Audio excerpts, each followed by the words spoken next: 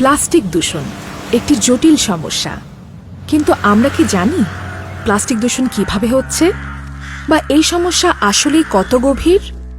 আমরা প্রতিদিন প্রচুর পরিমাণে প্লাস্টিক বর্জ্য সৃষ্টি করছি।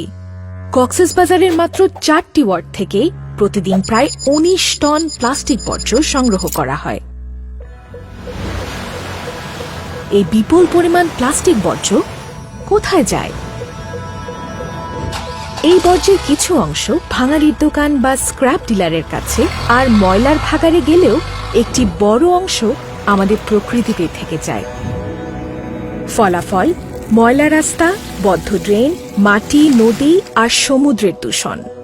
এই দূষণের শিকার হচ্ছে আমাদের আশেপাশের সকল প্রাণী।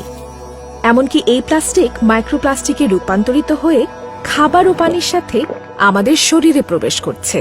মাইক্রোপ্লাস্টিক শরীরের অনেক অঙ্গের ক্ষতিসহ কিডনিজনিত রোগেরও কারণ হতে পারে।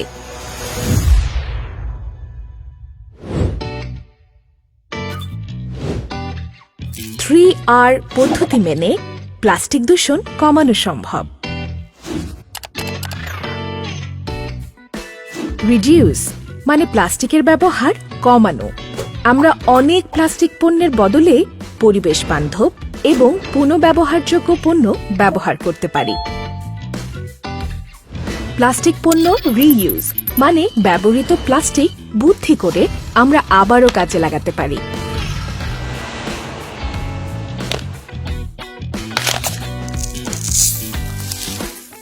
প্লাস্টিক বর্জ্য না হয়ে হতে পারে সুন্দর কিছু।